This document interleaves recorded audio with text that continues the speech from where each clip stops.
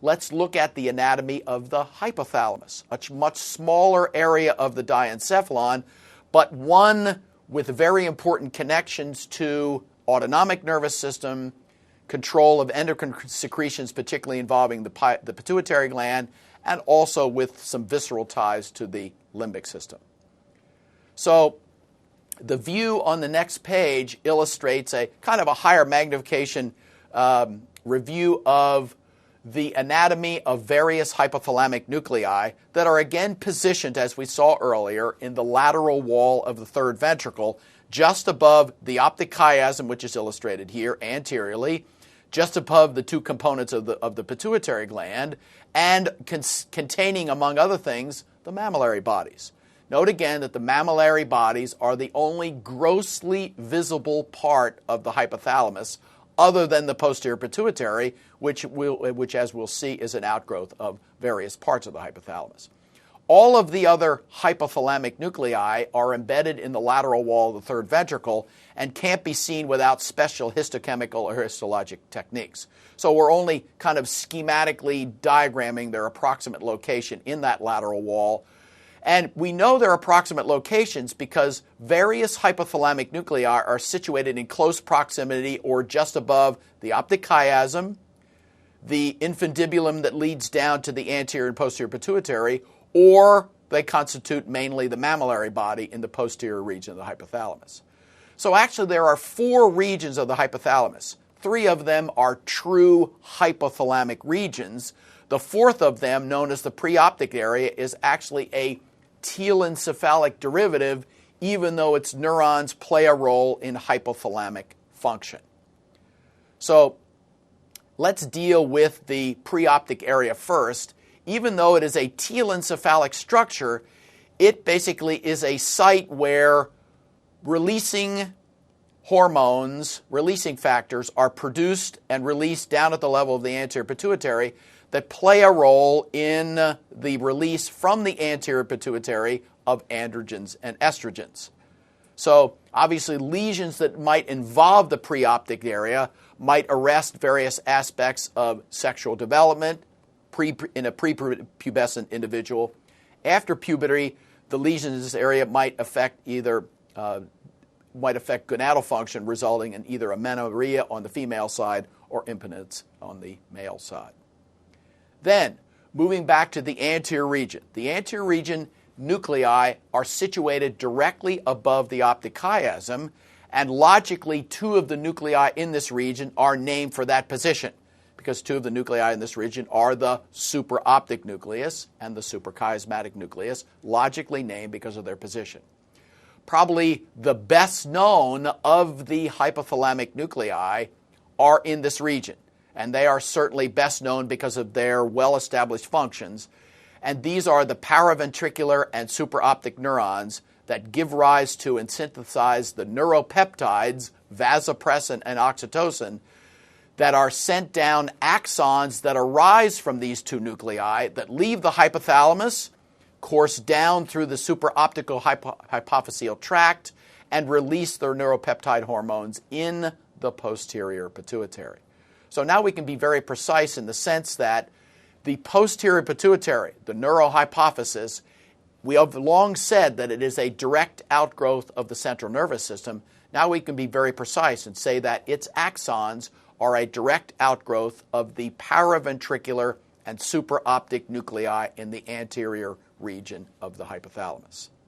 So vasopressin obviously is regulating the amount of water that's released into the urine. So lesions of the supraoptic nuclei will lead to diabetes insipidus, which obviously eliminates our ability to retain fluid when acting upon the collecting ducts of the kidneys. Whereas, obviously, the oxytocin is a birth-related hormone that won't have any clinical significance except during labor and delivery. The suprachiasmatic nucleus, even though it has a name similar to the supraoptic nucleus, couldn't be more different, because the suprachiasmatic nucleus is one of several diencephalic nuclei that receive direct retinal input by way of axons of the optic nerve and the optic tract. The suprachiasmatic nucleus utilizes this visual input to alert other visceral nuclei in the hypothalamus as well as in the pineal gland to whether it is dark out or light out. So the suprachiasmatic nucleus helps our body rhythms respond to our 24-hour light-dark cycle of the so-called circadian rhythm. Next, here is a detailed view of the differences in the secretory regulatory mechanisms of the anterior and the posterior pituitary, and it's also a very good reminder of the differential embryonic origin of the components of the pituitary. As we just said, the posterior pituitary only contains axons of neurons that are found in the paraventricular and supraoptic portions of the anterior hypothalamus, because those axons are a direct outgrowth of the CNS. They extend down through the infundibulum and release their secretory products, oxytocin and vasopressin, into the capillary bed that serves the posterior pituitary. In contrast, the anterior pituitary is a true endocrine gland. It is a dorsal outgrowth of oral ectoderm where it's derived from Rathke's pouch. So the anterior pituitary is loaded with various different cell types termed acidophils and basophils that produce and release a wide variety of anterior pituitary-based hormones. And as we'll see in a moment, the hypothalamus exerts an indirect control over the secretory of those anterior pituitary cells by releasing additional factors, releasing inhibitory factors, produced mainly in the arcuate nuclei, which is in the tuberal region of the hypothalamus. And that's actually where we're going next, is what is significant about the tuberal region of the hypothalamus. It is situated directly above the infundibulum, and the major nucleus in this region is just that, the arcuate nucleus. The arcuate nucleus neurons are producing, releasing, and inhibitory factors that enter a secondary capillary bed, pass through a hypophyseal portal venous plexus to reach the anterior pituitary gland, and indirectly, therefore, regulate the release and secretion of anterior pituitary hormones produced by the acidophils and basophils that are found there. In the tuberal region, but having nothing to do with the arcuate nucleus, is a so-called ventromedial nucleus, and this is what is referred to by neurologists as a fullness or a satiety center, where basically it's sensing nutrient levels in the blood and helping to regulate food intake. So since it is a fullness center, if there were an isolated lesion of it, although rare, an individual would never think that they are viscerally full and would continue eating, and a lesion, therefore, might result in obesity.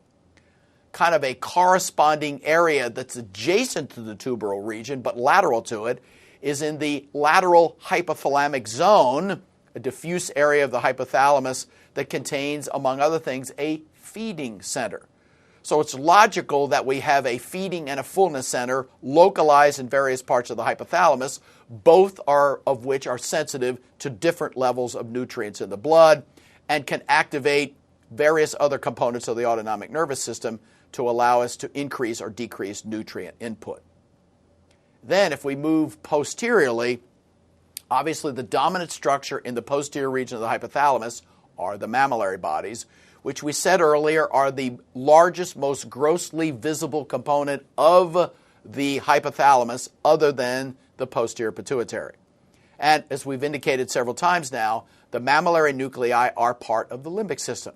And as such, they are connected by a mammillothalamic tract from the hippocampus indirectly, and they project up to limbic system cortex. But their claim to fame is that these neurons preferentially degenerate along with dorsal medial thalamic neurons in patients with thiamine deficiency. The last point to be made about the hypothalamus, in addition to being nutrient sensitive, it's also sensitive to changes in body temperature. And it's thought that the anterior portion of the hypothalamus is more sensitive to an elevation in body temperature and mediates a response of the autonomic nervous system to dissipate heat by sweating, whereas the posterior hypothalamus seems to sense decreases in body temperature and mediates conservation of heat by shivering by activating other components of the autonomic nervous system.